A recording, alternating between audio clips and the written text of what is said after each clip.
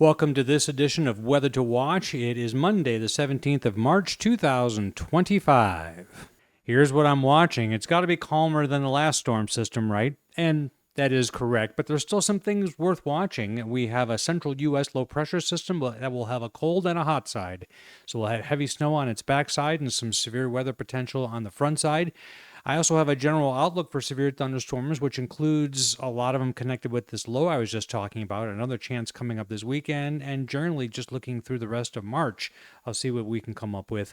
And also wildfire dangers continue. It's just that time of year. We've got very dry conditions already, coupled with no greenery yet and a lot of strong winds, and the location of these fires is suspect too because there's been drought conditions where the wind is blowing from, so it's a concern. Let's talk about the satellite image now. That's what I always start by showing here. Here's the visible satellite showing the progression of clouds across the U.S. Here we have one system leaving on the east coast here, and mostly either high clouds or this is all smoke from fires that's blowing across the plains here. Some of this is mountain-induced cirrus, but a lot of this is fires that have erupted in that area, and it's generally getting a little stormier and wetter. A little circulation right off the coast of San Francisco there is kind of interesting, but they're going to be getting a lot of rain and snow, especially the northern half of this up in Washington and Oregon over the next couple days unfolding. So if you look at the 500 millibar flow, we actually have a ridge of high pressure that's developing in the central plains here. Still very fast flow over the Rockies. That leads to very gusty winds and dry conditions. So even if it did rain, it would dry out pretty quickly. It's just that time of year. Meanwhile, you can see a very sharp trough here. The little X's are the vorticity centers. I'll show you those in a second. And another trough coming in. That's what's going to generate the low over the central plains that I'll show you in greater detail here in just a second. Here's a look at that vorticity. Very strong spinning in the atmosphere and shear with this storm on the east coast. It's getting ready to leave, thankfully. And then we have this system that's coming ashore. It's already just about approaching San Francisco here in California. Now, these are all red flag warnings in pink here. This means outdoor burning is strongly discouraged and really is dangerous if you were to do it.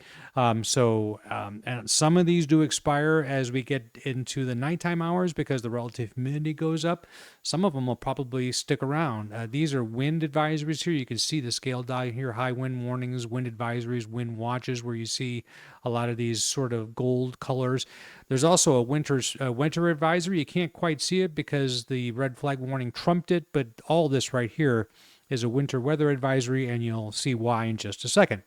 So here is the isobar pattern as it will look about 24 hours from now. This is Tuesday at 7 p.m. Looking at the GFS model, another low developing over north central Kansas. This is not nearly going to be the same potency as the one we just dealt with Friday and Saturday.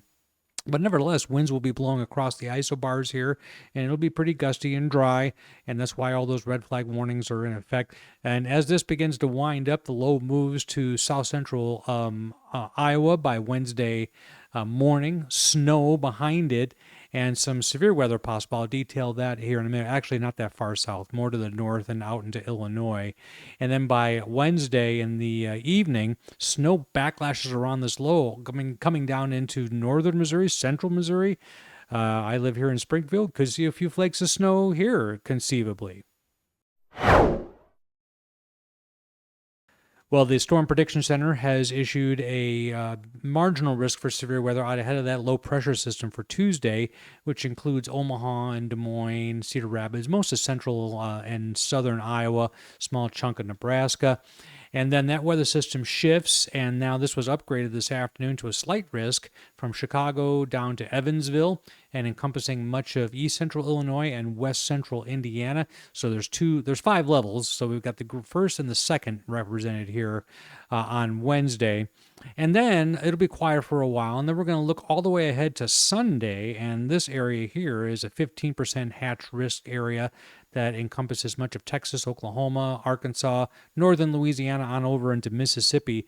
I was looking at some model data today, and they may extend this. I wouldn't be a bit surprised if the SPC adjusts this a little bit more like this on the outlook for tomorrow, with that returning moisture more into the boot heel.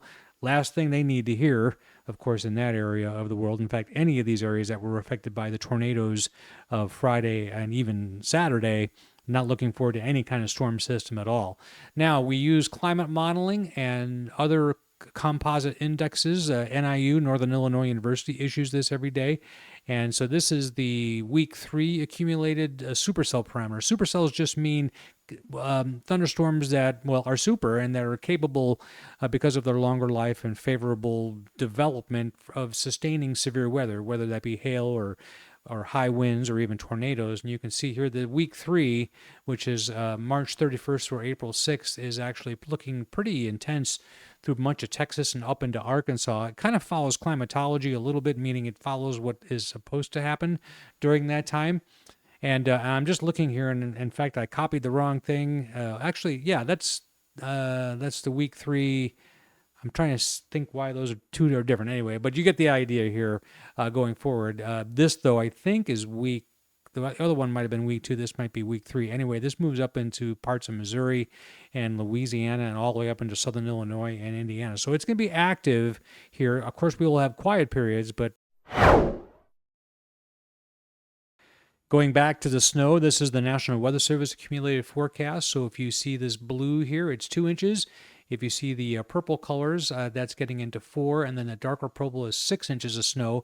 So places north of Omaha, in northeast Nebraska, up into northwest Iowa, expecting about a half foot of snow with this low that I just showed you. And if I shift the view a little bit, that snow band continues all the way up to Minneapolis, where the combined idea is that they're going to get 7 inches of snow. Not too unusual for this time of year up there.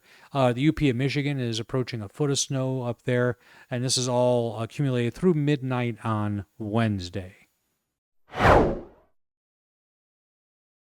Well, there's a couple of weather systems that will contribute to this. This is the last slide I'll show you today, but we are looking at some pretty heavy precipitation. Most of this occurs in the latter half of these next 7 days. Some of this here through, well, this is the snowstorm right here, and then some of this in Illinois is that low that's traversing through the central plains on Tuesday and Wednesday, but a lot of this is the upcoming system over the weekend, late Saturday into Sunday. That's where that severe weather wisp that was down there is, so it's going to be generating quite a bit of precipitation. I'm sure you already knows if you're in the Pacific Northwest that we're looking at 4, 5, 6 inch totals, if not more, through parts of the Cascades, Washington, and Oregon. Of course, upper level snow and lower level rain with that particular outlook. Thanks for watching this edition of Weather to Watch. It comes out every other day, or as the weather necessitates. Please remember to share this with your friends, subscribe to the channel, or at the very least, like what you just watched. Thanks.